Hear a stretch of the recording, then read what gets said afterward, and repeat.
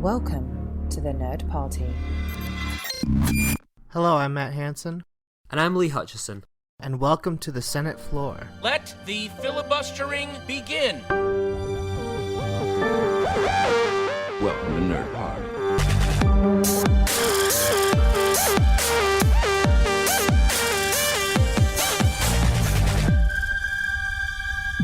Hi everybody, and welcome to this next edition of the Filibuster here on the Senate floor. Today is going to be a very interesting discussion because usually, you know, we pick the topics and I'm usually familiar with the topics that we pick, but today we're going to be discussing a film that's near and dear to Lee's heart, but one that I had never seen until this week when I was prepping for this show, and that would be the 2009 Duncan Jones directed sci-fi thriller slash drama, I would say, Moon. So, Lee, you love this movie. Yeah, I think the only one word you're missing from your description there is masterpiece. This is a film I love, and I begged Matt a few weeks ago. I texted him, I was like, Matt, please, can we do Moon in a couple weeks' time? And I wanted to give him a bit of notice because I knew he hadn't seen it. And this is a film I wanted to talk about for months since we started this podcast. Like, I had thought at one point I'd like to do a Moon and Sunshine double bill. You know, nice bit of synergy there. But I finally got my way, and we're going to talk about Moon, which is a movie that I absolutely love. When I think of Moon, it always brings a smile to my face. It reminds me of a great time in my life. It's a film that is just one I love so much. And part of the reason that I was wanting to do Moon was, and it ties into what you and Tristan spoke about on this week's Senate floor, that there's so many films these days that when we think of sci-fi fans, which we are, the chance to see original sci-fi movies that aren't from another movie or a franchise or on a well-known source material, whether it be a video game or not, is so hard to find. And when you find something that is so good, like Moon, it really resonates with you. And one of the reasons that I want to do Moon as well is what makes Moon quite special to me is it's a film that I was lucky enough to see it quite a bit early before its general release. And it wasn't a film that had a great traction in the cinema. It was kind of here one day, gone the next. But part of the excitement was being able to share it with people, to say, guys, I've seen this film, you should check it out. And that's something I think that's got a bit lost lately in sci-fi, fantasy, comic book, geek genre, that we know films are coming out so far in advance because it's mostly dominated by the Star Wars, the DC, the Marvel, that joy and excitement of finding a film and being able to talk about it, share about it, not to be talking about the box office or what it means for future films or where it lands in comparison to with the other ones, but it's a movie that you can talk about on its own in complete isolation. And I want to be able to, and this will be a very spoilery discussion, but I want to be able to talk about Moon and share it with people that have seen the film, maybe want to listen to this and want to check it out. So if you haven't seen it, put this on pause, check it out, Netflix, Amazon Prime, all these different sources, and then get back in. And then if you like it, go tell people about it. And that's what we're hoping to do today, try and have that conversation of sharing something new with someone like I've done with Matt and hopefully now with you too. Yeah, the only thing I'll say before we begin the discussion is I do remember when this movie came out. I just wasn't able to see it, but I do remember seeing the trailer for it. And I'll say, you know, when I saw the trailer for it, it looked interesting, but the trailer had, you know, of course, Sam Rockwell, who's basically one of the only human beings in the movie, on the moon by himself doing his thing with an AI, a talking AI. And things started to go awry, and the AI started acting a little bit weird. And so when I saw that preview, I was like, I know exactly where this movie's going because I've seen so many other sci-fi movies. Having seen them film now, I won't say anything else about it until we get into it, but I did not know where this movie was going. I thought that's where it was going for about its first 45 minutes. But yeah, I had no idea. I'd agree with you there. When I saw the trailer just not long before I got to see the film the first time, and I saw the trailer and I thought, oh, this seems pretty interesting. Yeah, I can kind of see where this is going. And I like how the film, that the major plot point really of the movie. What ultimately all the tension, the story, the debate comes from is kept under wraps. That imagine seeing a sci-fi movie trailer that doesn't reveal much of the set piece or what the movie is going to actually be about. Change days. It's been a long time since I've seen a trailer for a science fiction movie where I've not gone in and pretty much been kind of bang on about what to expect. Well, not just that, the trailer not only didn't show me what to expect, I felt that it used sci-fi tropes to be deliberately misleading. Yeah. Because I spend half of this movie convinced that the computer is like Hal from 2001: A Space Odyssey. Exactly. Like I was talking with my friend offline. I was telling her that I was doing Moon today, and she was like, "You've got to make sure to mention how great Gertie is. That he's not this robot AI that goes evil, kills people, has sinister agendas. Ultimately, he's a pretty cool guy that has almost has a heart in a way. You know, not a." Yeah, but you find that out much later because I mean. And let's get into it. You could kind of guide the discussion about the movie, but the way I felt about that character was, first of all, it's Kevin Spacey, who I think needs to do more voiceover work. But what I liked about him and specifically throwing me off is the way he's portrayed in the first 40 minutes. He talks a lot like Douglas Rain, who voiced Hal. It's the same kind of even-toned, kind of cool voice, and like I said, it played me right into its hands because I was convinced he was a Hal and that he was going to be evil. Now, obviously, we've spoke about the trailers there, and obviously, for me, I've seen this movie numerous times on the big screen since it first came out. It almost seems to be shown once a year here in Edinburgh for part of a philosophical event, a science event, and there's one I'd like to talk about at the end of the show that's actually going to be happening next month. But I've seen this film multiple times. When you watched it for the first time, Matt, what was your experience like as someone that was late to the party? And what did you think? Did you enjoy it? What was your initial reactions when the film ended? Well, like I said, for the first 45 minutes, I had no idea what film I was watching because I was totally expecting one thing, and then when the reveal comes, it's about a third of the way into it, I would say, that you start finding out what the big picture is. And when that happened, I was kind of taken aback and pleasantly surprised. I mean, I had a feeling I would enjoy this film if it was what I thought it was initially going to be, simply because I thought I liked Sam Rockwell and Kevin Spacey's voice a lot, so I was enjoying it as it was. But when it turned and became something a little bit deeper and subverted expectations, I found myself really drawn into the film. I don't know if I'm in the position to call it a masterpiece yet because I've seen it once and I only had my initial thoughts.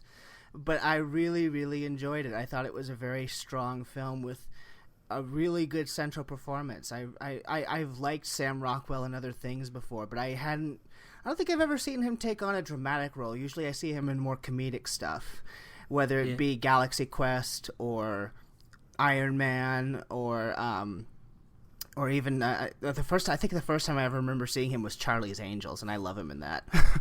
But yeah, I forgot about that one. But I really like seeing him in a dramatic part. He was excellent.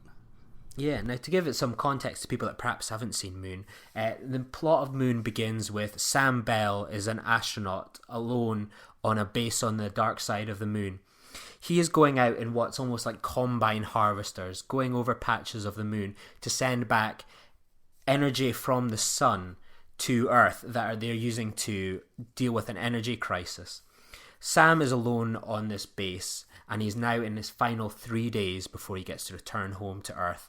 He gets video messages from his family, but he struggles to send them due to a communication problem with the station. His only company on this small station is this robot, Gertie, who communicates in almost preempted the emoji era. Gertie is a machine that moves around the station, just like a big kind of almost microwave style oven looking machine, and he communicates vocally with the voice of Kevin Spacey, He's using up all his evil on House of Cards, so he gets to play a much more sympathetic and nice character. Although, like I said, I really argue that for the first 30 minutes, you really don't know, because... No. And the emoticon, before you find out what a good guy he really is, it's creepy. It's really... Yes. He weirded me out. He did a good job. I loved him. I had that same debate that... when I was talking about it with my friend, like I remember saying one time, like, oh, he's a bit creepy, and she was like, no, he's great. And it's when you watch it at the beginning, and it's like, it's almost when you kind of, there's emoticons that show. So if Gertie, for example, is feeling a bit uncomfortable, he's got that kind of wriggly smile. If something shocks him, he's got the shock. So it's a very kind of, all its emotional responses are very kind of these almost 7 different emoticons. And it is the classic big yellow face, the ones that we all send over Twitter, iMessage, all these different things. The have a nice day, happy smiley face. Yeah, like, and I always think Gertie is such a... At those early stages, you're like, oh, where's he kind of going here? And he's always talking about, I'm here to make sure that you're safe, Sam. So if there's any problems on the station, he doesn't want him to get hurt, because... they need this guy to be able to run the station. But Sam goes off base to look into a matter and is severely injured. But hours later, Sam wakes up. But what we discover is that Sam is in fact a clone. This has been another Sam Bell that has been woken up on the station, believing that the other Sam is dead. So the Sam Rockwell clone of Sam Bell 2 goes out and collects Sam Rockwell's clone 1 and brings him back to the station.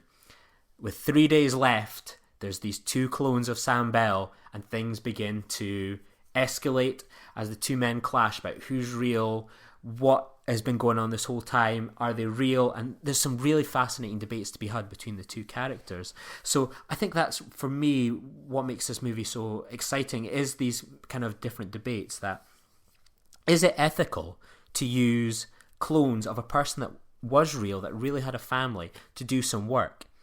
Now, for me personally, I'll go first here. I think there is an excuse to be made for using clones for something that is very dangerous on the moon, that it's cheaper to do. It doesn't involve training a man repeatedly. If you've got this one person that can do this job incredibly well, then they can do it over and over again. Their 3-year cycle ends and another one begins. But is it ethical when you give this person emotions and connections to Earth that aren't necessarily real, where he's watching videos of his family? That's when it becomes complicated. It's not just a kind of black and white, oh, clones are good, clones are bad. There really is an interesting debate to be had. That's one of the things that confused me about the movie, but I didn't really mind it so much because the questions that it asked were so good. Is if you're going to use this clone program, which like you said, I understand the benefits of. I mean, there's less human losses, there's less training involved. But then when you implant the memories of the original person, I just foresee, at least from like the company standpoint, that would create too many problems, because then you have to deal with an emotional.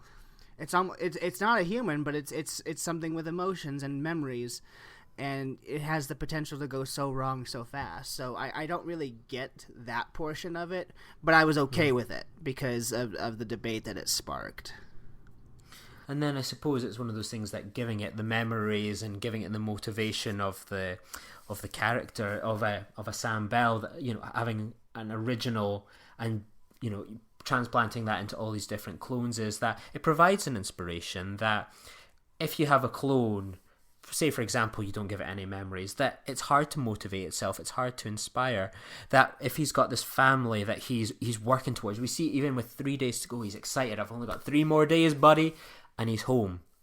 With that, having a family, thinking that he has something to aim towards in 3 years' time, 2 years' time, 1 year's time, 3 years' time, that gives him an inspiration to get up in the morning, to work hard, to earn his keep, to make his family proud back home. That there is that inspiration that if we went to work and it was just like programmed into us, we'd probably do a good job. But when we do it thinking like, oh, if I work hard, my family will be proud of me. If it's got almost that social interaction that even though the family are still on Earth and he is just receiving old recordings that are constantly being looped for the clones, that he has this something tangible to hold on to, something to get him through the tedious work of doing the same thing over and over himself. Right. Yeah, that's a good point. It just struck me weird the first time, but like I said, it didn't bother me that much because of the conversations that it sparked.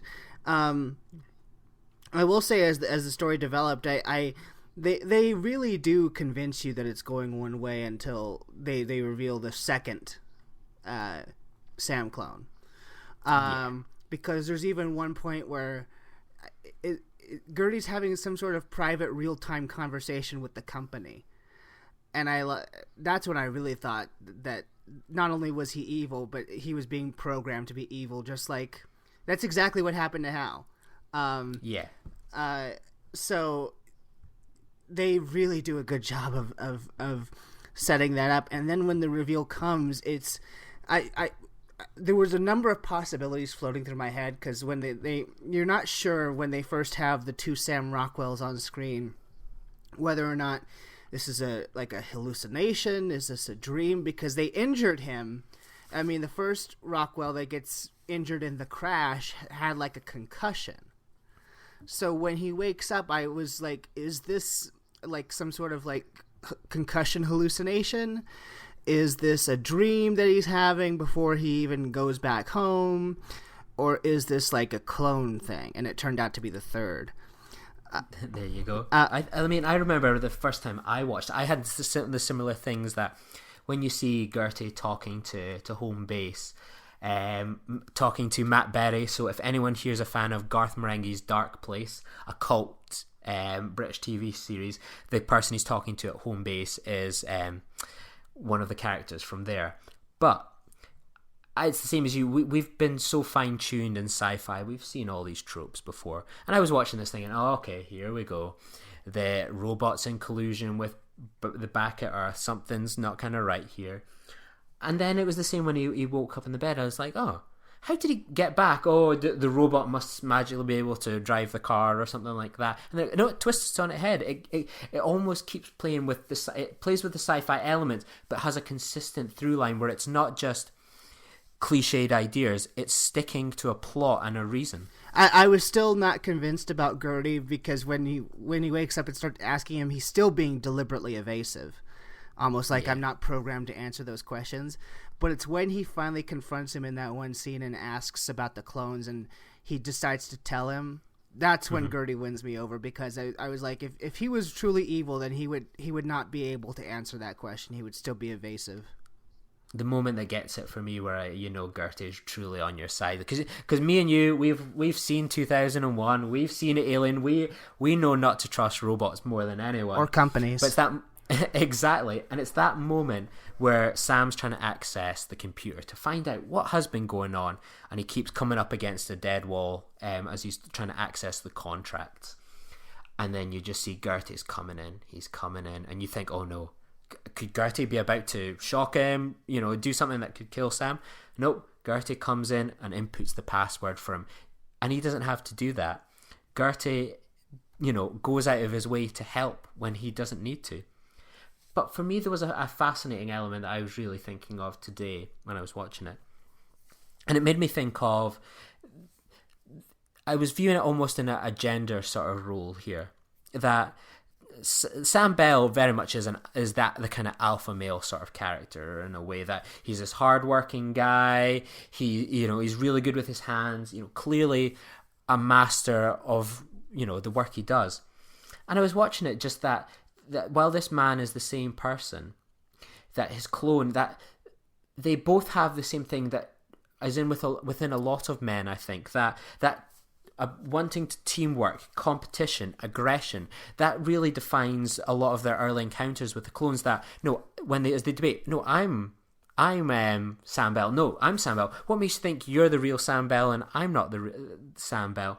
And that they're competing, and it reminded me of Everybody Wants Some when they're playing was it Ping ball? pong. Ping pong. Ping pong. They're playing ping pong, and the Sam Bell that has been alive for nearly 3 years is winning 19-2, and the fresh clone is not doing very well, and the new clone can't handle that he is losing.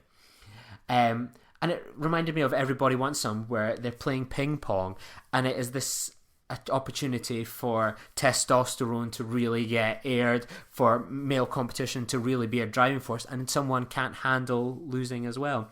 And I was really thinking that it's saying something really interesting about what kind of can drive men, that it's something within us, and it's something that we show outwards as well. That I like to play team sports, and I love a bit of teamwork, but I also like to be able to beat another team. It's exciting. And me and my friend Jamie were talking yesterday. We're both keen runners. We were talking about marathons, and we were saying that when you go out kind of running on your own, you push yourself, but sometimes you get moments where you lull or you kind of slow down.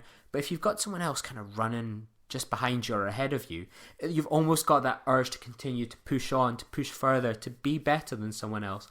And I really think that a lot of these gender stereotypes that we associate with men which I do think are largely true in many cases, are shown in these characters' early interactions, but they get over that and do come to work together. And I don't know if that was something maybe you picked up on, or you felt was possibly there, that it did have something to say about the male gender. Yeah, it did, and it did have to say something about competing with somebody else, but more specifically, I mean, to bring up another movie that I love and have talked many times about, there's that moment in Creed where Rocky takes Apollo's son to the side of the gym and puts him in the mirror and says, "That's your greatest enemy in life."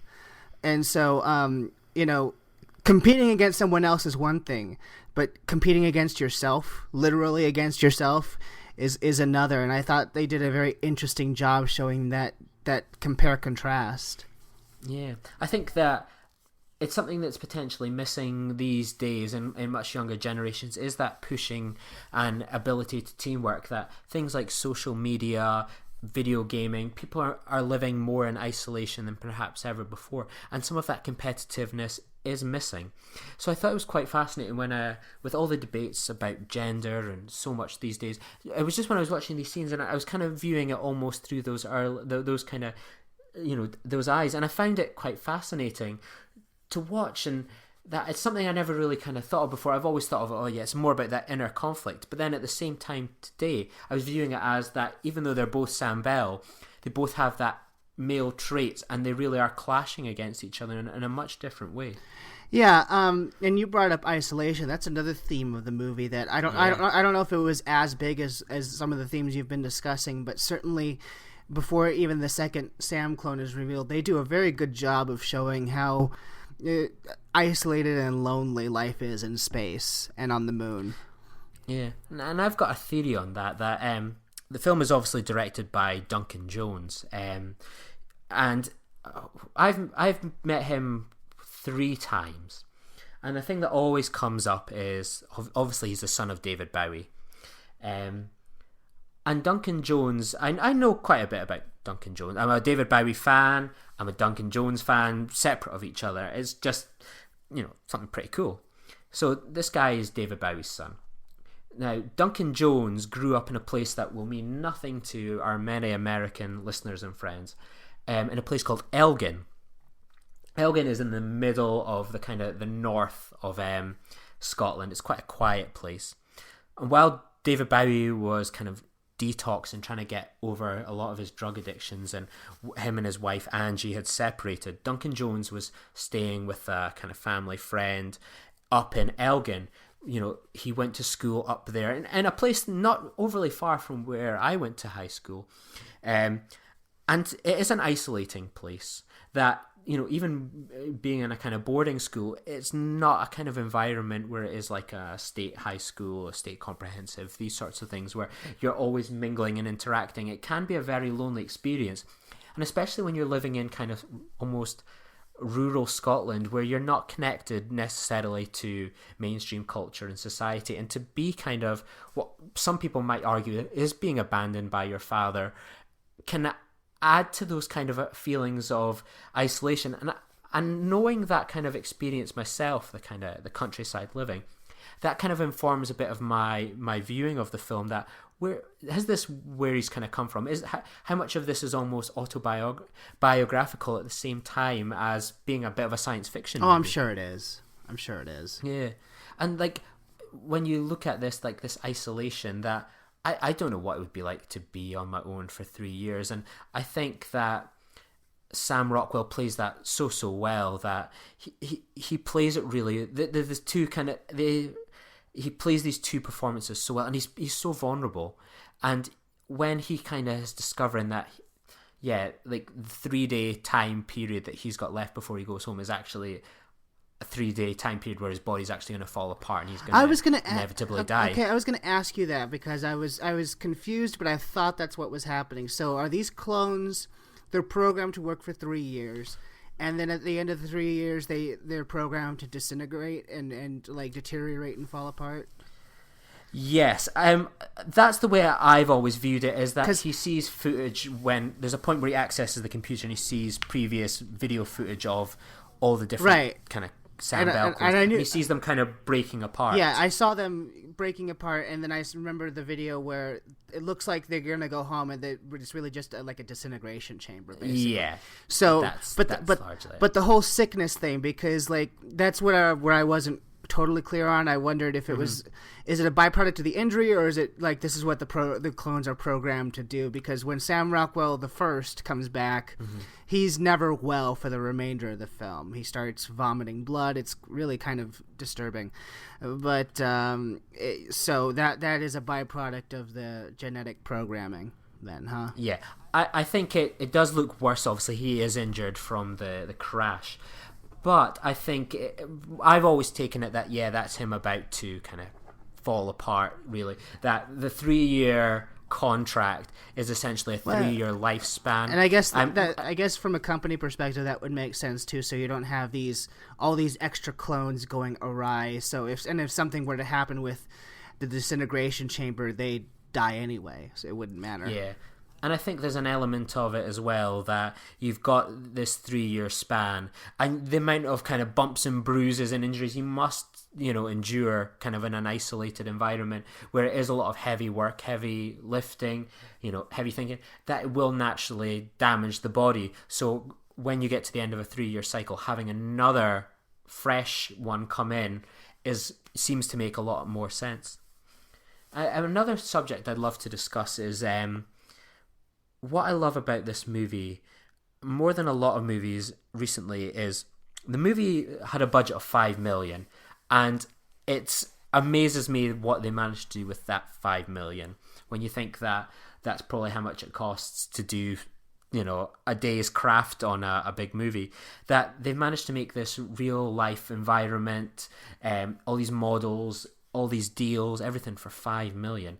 And one thing I love as a sci-fi fan, and it's something I miss but always enjoy when I get a retro screening, is model work. Yeah.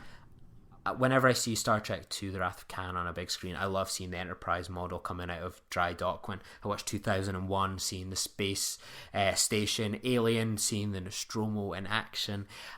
And the model work in this movie is a real throwback to those classic movies. It's not just CGI fest. Everything on that space station, from the Lunar Industries jumpsuits to the harvesters, everything looks real working. Gertie looks, it's big, clunky. It's that kind of industrial look. It has a tangible quality, which I like. Yeah. And I love that in sci-fi. I think it's an art that's sadly gone missing in the past good few decades, that CGI was meant to set filmmakers free. And I think it's been something that drowns too many science fiction movies. And I think sometimes the lack of a budget, and we've touched upon this before, forces a cast and crew to be come together, that you can spend $1 million on a load of CGI effects, but you could spend perhaps $100,000 on making a real life working model. And I think that's a craft that should always be celebrated in films. That I totally think there should be a combination of CGI models, but this is a craft, and it's shown so well in Moon. And I don't think there's been many sci-fi films since that have matched this. I mean, this is something that never really bothers me, but, you know, when you say to me a sci-fi movie for $5 million, I mean, that has the potential to look incredibly cheap in 2009, because we're so used to seeing all the big budget epics. One thing that I'll add on to your comment is that this movie never looks cheap. It looks like it had... I never would have guessed the budget was so minuscule, because it looked like it was well-funded enough to pull everything off convincingly. Yeah, like, it's almost one of those ones that you've got this money, you've got $5 million. What do you make a story that is ridiculously big, that covers global things? No, you make an intimate story. Like the fact that it's set on the moon really doesn't make much difference. That this could be a story that's told on Earth. It's just that they go, no, we're going to make an intimate story about a man that's based on the moon and what happens there. That I find the behind the scenes things where they talk about the process of making the sets, and you know, that they make it a real environment. It's like you look at that and you never think that's fake. You're never taken out of it going, oh, check that CGI character in the background with the rabbit ears that's stepping in the poo, or, you know, look at that, oh, that's some really bad CGI. That when you make a real life environment, it stands the test of time. That when we watch Blu-rays of 2001, the original Star Wars movies, all these movies where they spent the time making the sets real, crafting props, where like they didn't have an over-reliance on CGI, they had to make it for real. It still stands the test of time. Then when we look at movies that only even a few years ago, whether it's a Spider-Man or whether it, you know, whatever, it doesn't look as good. Any movie from the early 2000s when CGI was still shaky. Yeah, it doesn't look as good. And there's something to be said about that perhaps that films, blockbusters especially, that instead of perhaps pushing things so far where the CGI perhaps isn't there yet, why don't you bring it back down a size? Use what you've got. And this is what they did. They used their money and they made something that looked incredible. They didn't push it further than they needed to. They kept it the right shape, the right size. They made an environment that was believable. They didn't go, well, it's going to look cool, but the CGI may be a bit ropey, but we're going to make it look cool.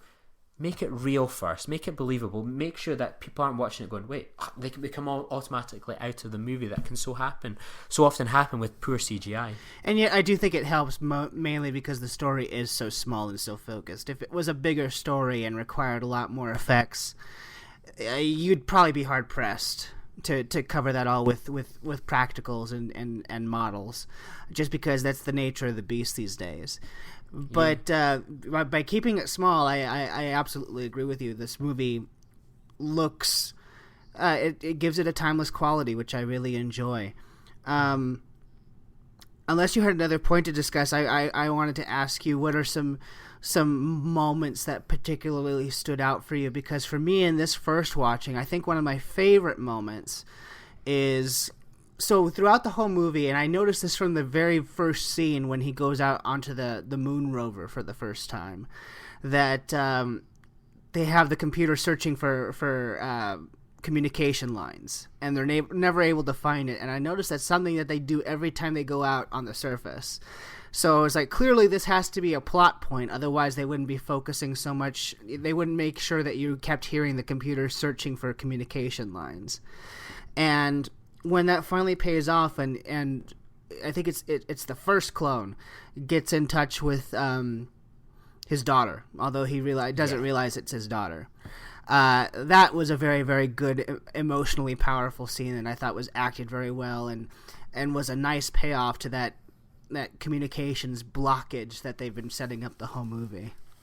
Yeah, it's such a heartbreaking moment when he finally gets in touch with his daughter, that she's known to probably a generation here in the UK as Maze Runner Girl. Yeah, she's the Maze Runner Girl, but before that she was in a teen drama called Skins, where she was the main protagonist in that for quite a few seasons. I think she's in the next Pirates of the Caribbean movie as well. I could be wrong. But like, for me, some of my favourite moments the first one is that kind of the opening after they've kind of done the advert where they're talking about what lunar industries are doing, that they're harvesting energy from the moon to send back to the Earth. It's the kind of the montage scene of what a day-to-day life is like on this lunar base, and the Clint Mansell score is amazing. Very subtle. He's done some amazing scores. Requiem for a Dream is probably his most famous. We talked about him recently. He did the High Rise score of that fantastic movie. You're Still Wrong, Tristan. And I think the score is wonderful there. The piano motif, I love it. It's a soundtrack that really has stuck with me. You know, I find it crazy to think it's been 7 years since I first saw this film, and that score has always stuck with me. I remembered me and a friend of the show, Annika, went out and she bought the vinyl one day, and she tweeted Duncan Jones like, "I've got your vinyl," and he tweeted back like, "I don't even have that." It's just a soundtrack that I love. Sometimes when I'm just kind of doing the dishes or, you know, chilling around on a walk or something like that, it's a score I really like. It's got a really lovely tempo, and I think it complements the movie so incredibly well. Another moments that I love is the interactions that we've touched upon between the Sam Bell clones at the beginning, and I just find it so amusing when they're playing the ping pong, and you know that the testosterone overload between the two of them. Fantastic moment, and the ending as well, that it is a real ending of hope, that as Sam Bell clone 2 heads back to Earth, that just before he's about to get into the tube that's going to send him back to the planet, he sets the farmers to head out, the farming machines to head out and destroy what's been blocking the communication, so that when the next Sam Bell clone wakes up, that he can communicate with back home, that there can be perhaps an interaction, and that really leaves it quite hopeful. And I never get bored of watching this film. That I've got so many great moments, but as a whole, I just love, you know, it's a 90-minute classic as far as I'm concerned. It's not a slog to watch, and I think it's a classic that I went to see World of Warcraft the other day, and it was the worst film of the year. But I love Duncan Jones. I've got so much hope for all his films that will come out, that even when I was watching Warcraft and I wanted to leave, Matt, I really didn't like it at all.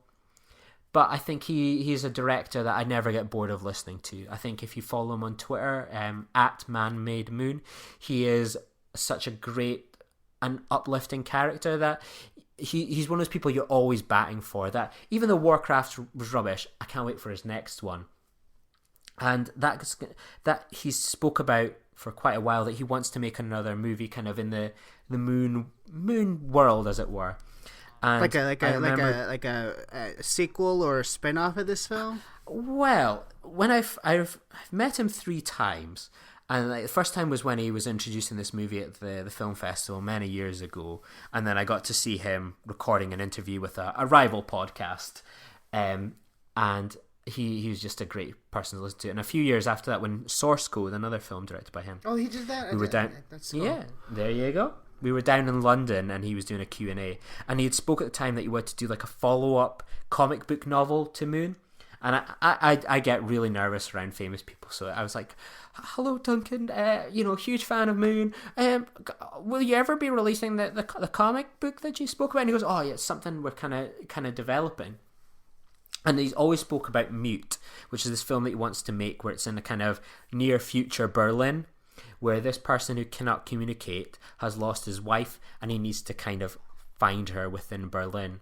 Berlin is obviously, for David Bowie fans, is one of the cornerstones of his music and his career. So I definitely think there's an interesting biographical element within that as well. So he spoke that he wants to kind of make almost a semi-trilogy, that while it's nothing really to do with Moon, he said that there could be potentially a cameo from Sam Rockwell, but it's not like Moon 2, and that he spoke that he would like to do a third one with a female lead, but it's taken him 14 years, and he's almost on the brink now of getting Mute made. So this is something I'm really hopeful for. It's already one of my most anticipated films for whenever it comes out. Hey, maybe he did Warcraft as a one for them, so he could get this Mute made. Yeah, I was listening to a podcast with him. Obviously, I listen to sometimes other podcasts that aren't as good as the Nerd Party. But I listened to a podcast where he almost spoke about how his dad taught him that sometimes you make an album for them and you make one for yourself. And when I was watching Warcraft, I thought, like, it's clearly kind of... It's not a Duncan Jones movie, I think, that there's elements of him, the humour, I think, was quite good. But it doesn't strike me as a movie where I see a lot of his personality in it, which is what I like Moon and Source Code for, is I see a lot of him in it, which I really like. I like his vision and his voice. And I don't really see much of that in Warcraft. So when Mute eventually comes out, I'm expecting to see a lot more of that in it. So... It's a project I'll be following very, very closely. Yeah, that will be interesting to see, because I'd like to see, even if it's some sort of thematic follow-up, I'd like to see some sort of follow-up to this. What about yourself? What other kind of moments did you love within the movie, Matt? I love the ending, too, and specifically when I went from liking Gertie to really respecting Gertie is the fact that at the end there, I mean, he's programmed to be truthful with the company people. But he's also programmed to help Sam. And so when he willingly sacrifices all of his memories so that he'll have no knowledge that this Sam clone escaped, and, you know, Sam asks, are you really okay with me doing that? And his only response is, I'm here to help you, or something like that. Yeah. I really liked that moment. It made me feel for an emotionless computer, or semi-emotionless, because of course he has the emoticon face. I read an interview where Kevin Spacey, like, he was asked by Duncan Jones, can you do this film? And he was like, well, Duncan Jones hadn't really done anything. He'd done some adverts a little bit here and there, but he hadn't really done kind of much beyond that. So for him, he went, you know what, make this movie, come back, show it to me, and if I like it, I'll do the voice for you. So he made the film. So I don't know who probably did the voice of Gertie on stage. It might have been Duncan Jones himself, or probably some production assistant. He showed him the film and he went, I love it. And he did like all his lines in half a day. So, Duncan Jones's Moon was good enough for Kevin Spacey, so it should be good enough for everyone else. It's probably the right way to make it too, because I'm sure then he knew exactly not only what the story was, what he needs to be reacting to as the computer. So I felt that he. I loved his voice quality. I think like I said, I think the man needs to do more voiceover work when he's not too busy with House of Cards. I know. Like, I think he is fantastic. He gives a lot of heart to Gertie. And I was talking with my friend earlier today. We were like, well, obviously he's an AI, but he's not got emotions. But then how does he have the right emoticon to show how he's feeling? That when he looks worried, he has the worried face. So is it like a complex algorithm and all that sort of stuff? And we were talking about it, and between us, we've probably watched this film like hundreds of times, and we went, there's still things that we can talk about and get from this film all these years on. And I'd like to think that perhaps in 6-7 years with you, Matt, that you're still talking about this film, that when you're kind of having a busy day at work and you go, by the way, guys, check out this movie Moon. There's a movie Mute coming out soon, which is a follow-up to this. You should check out Moon. And that's what I think is that I think when people like Moon, they don't just like it, they love it. And they share it, they talk about it. It's a movie that makes people kind of excited. It's definitely a film that connects with people. It's not just one you watch and it's disposable. Well, not from the people I've encountered anyway. Right. I think what I'd like is, there's actually an independent movie house here in town that does a lot of revival showings. They do a lot of cult classics and they do special screenings. I'm sure this film will come up at some point, and if it does, I'd like to see it on a movie screen. Yeah, it looks so good on a movie screen, Matt. And actually, I have a small plug to make here. My local cinema is actually going to be showing Moon in a few weeks' time, and I spoke with them. I was speaking with someone that's running an event for it the other day, and I was like, "Well, we're actually doing a podcast for Moon the other day." So I was speaking with them, and I said, like, as part of this podcast, I wanted to talk about a film that I could share with people that, everyone, is going to see, the Captain Americas, all these movies that we talk about and have such a good time chatting about. But I wanted to talk about a film where we could share it. And perhaps if people are based in Edinburgh or Scotland that are listening to this, there's actually going to be an opportunity to see Moon soon, and in quite an interesting fashion. So I'm going to read this little plug out for you. I feel like we should have a little jingle here. Do-do-do-do-do-do-do-do-do-do. Edinburgh is playing host to a very large astronomy telescope instrument conference at the end of the month. As part of the events programme, the Royal Observatory Edinburgh and the Cameo Cinema got together for the first time to arrange a public screening of a sci-fi film with a post-show discussion on some of the science and issues involved. Alistair, Martin and William all work at the observatory in different capacities, but frequently get together for public engagement events. After much head bashing, we decided upon Moon, as it's a distant piece fantastic piece of not too distant future sci-fi, but often overlooked. The screening and discussion will be happening on Wednesday the 29th of June at 9 p.m. Tickets can be booked through the Cameo website, and we hope to see you there. And I'll make sure to put up some of the links onto the Nerd Party Facebook page and Twitter. So if people want to go see Moon, as you say, the best way to see it is on the big screen. Then there's going to be an opportunity here in Scotland coming soon to actually do that. And it sounds like a fantastic event. I will be going along, naturally. I was going to say, it sounds like you're going. Oh, yeah. Like, I think the week before there's a Wes Anderson surprise movie event where they encourage fancy dress, so I'm going to go to that. And then the Moon event the following week. That Moon is always a movie that, even though I've watched it so many times, that if it comes on a big screen, I got to go along and see it. And this event that the guys are showing sounds fantastic. So, I'll be there, and, maybe I might bump into some of our listeners there, and I think it could be a fantastic question and answer session. That I've been to ones where they've discussed the philosophy of it before. Now this is going to be one where it seems to be more of a science side of it. So something very exciting to look forward to. So maybe I'll see some of you guys there. If not, check out on Blu-ray. That I think that's its legacy for me. That when I talk about this movie, that in wrapping up, really, that it's a movie to share. It's a movie to watch with someone, to encourage someone to check out. That I don't want to sound like I'm kicking all these kind of the Marvel movies, DC, Bond, Star Trek, because I get excited for these movies as much as anyone. But when I make my end of the year lists, and I look back and I think, right, what movies have I loved over the past few years? Whether it's Francis Ha, Interstellar, Nightcrawler, Everybody Wants Some, Sicario, Guest, all these different movies.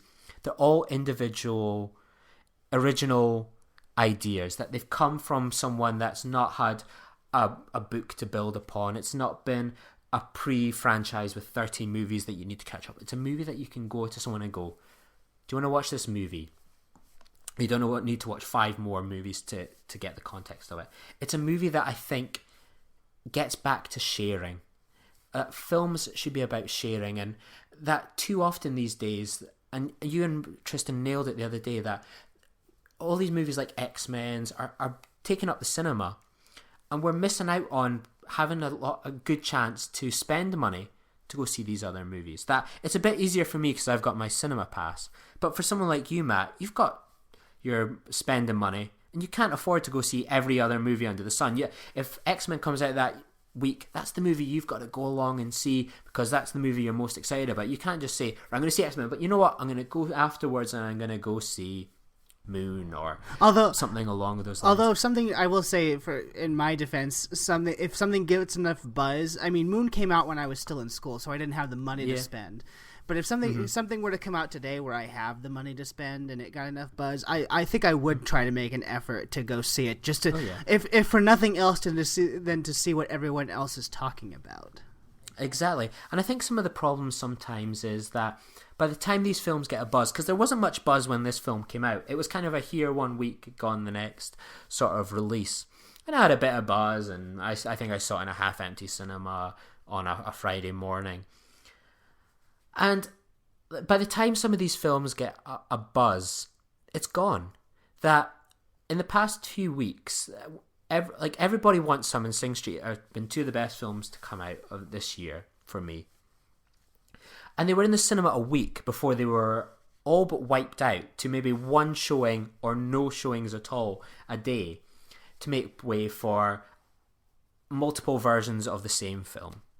And that's sad. That I think when, and I you know, I don't want to go over kind of ground that you and Tristan spoke about so wonderfully the other day, but I think movies like Moon deserve the big screen. That's the best way to view them. And that, well, I'd love to see the trend, for example, of 3D movies dropped, because I think, take 2009. I think, when did Avatar come out, Matt? End of 2009, December 2009. End of 2009. Moon managed to get a spot in the cinema circuits here around that time.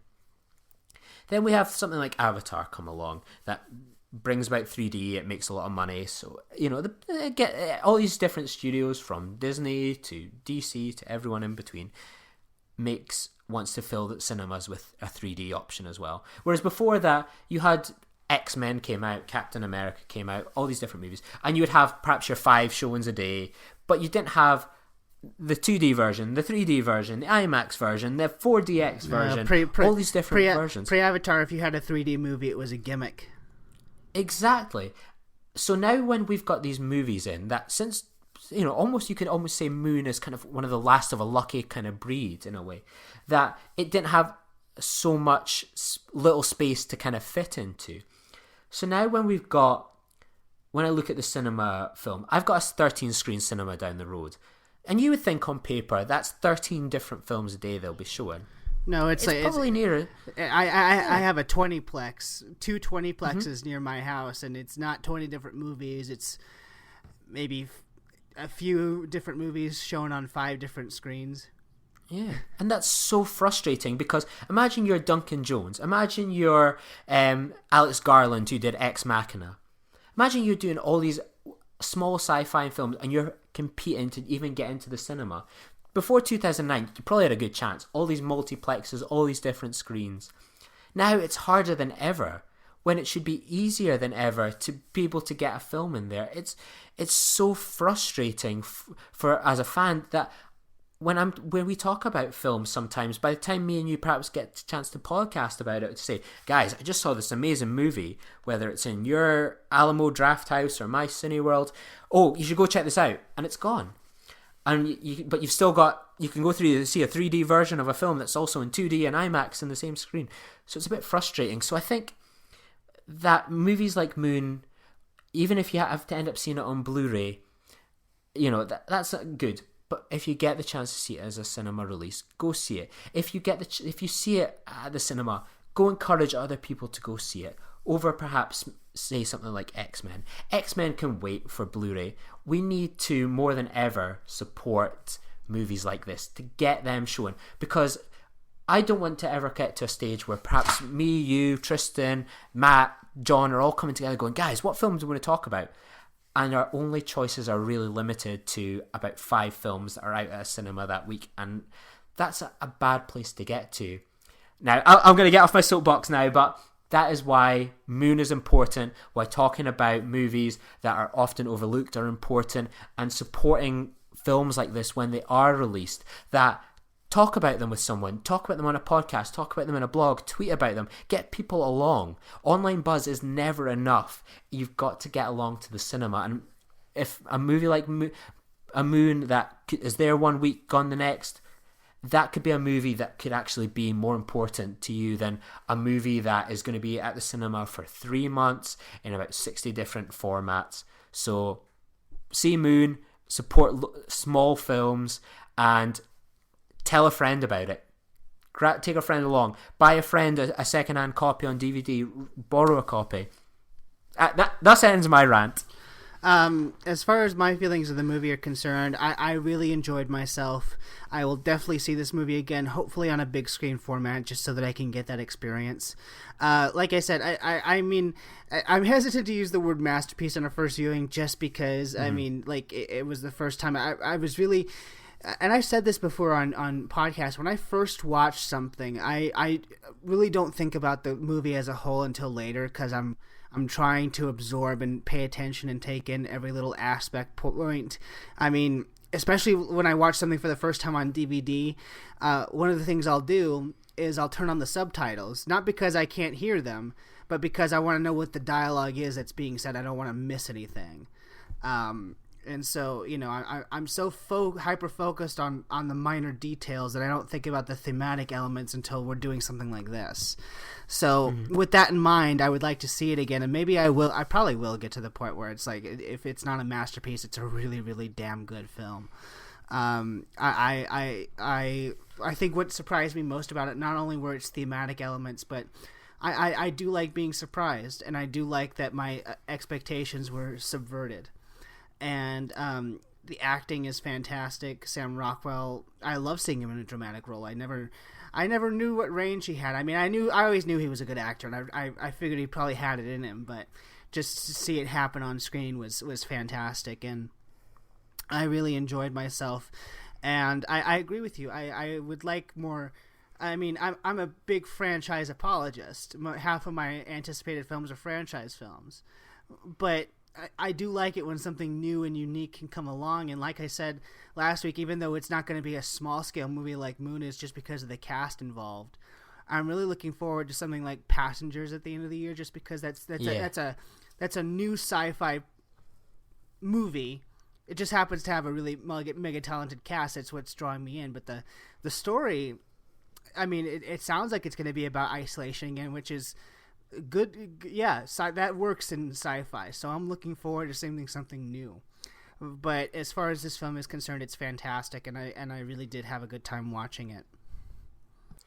Excellent. Well, hopefully there'll be a spike in people watching it on Netflix or Amazon, Hulu, and all these different things. That hopefully it's a movie that will get people talking, and even though Warcraft was a mess, people will then go, oh, forget about that.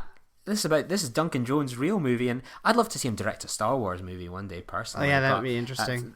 That's a debate for another day. But so Matt, where could people find you if they want to tell you what your their thoughts on Moon are? Yeah, you can find me at mhansen0207 HANSEN. And you can find me at Lee_Nostromo. If you want to check out any of our other shows, you can find us on Facebook at The Nerd Party. You can find us now on Twitter at Join Nerd Party. We've also got 3 wildly different podcasts, so if you're not getting your, obviously we spoke just about one film today, but if you're wanting some Star Wars fix, get on the Aggressive Negotiations with John and Matt. That's always a good laugh, even if they're wrong about Han shooting first, because he most definitely did. You can check out Nerd Nuptial with Tristan and the Girl. That's always a good listen. And then there's obviously the Senate Floor, and I noticed it's the big 50th for you guys next. Oh, I didn't even realize that. That's so cool. Nor did Tristan. I was like that. Are you going to do something to celebrate? And he went, I didn't notice. No. In your old age, you must be forgetting things, boys. No, but we seriously, we'll let you little in on behind the scenes, listeners. Literally, we don't know what episode number it is until Tristan and I are just about ready to record. He'll create a new drive folder for the files to be dropped in, and it's like, oh, it's episode blah blah blah. So I had no idea it was the 50th. So, but that's cool. We might have to do something different then. Congratulations to you both. As I say, you must be quite proud to look back and think that your little episode about Planet of the Apes has led to a huge franchise network now, and it's we've had some interesting conversations about things to do and places to go. So congratulations to you both before the 50th. Oh, thank you very much. It's been a lot of fun, and meeting other people and getting you and other podcasters into it. It's just been fantastic. We have had a good run, and hopefully many more good runs to come. But until that time, thank you so much for joining us for this special discussion of Moon, where me and Lee are always here to help you find good movies, that is. Join the revolution. Join the Nerd Party. Welcome to Nerd Party.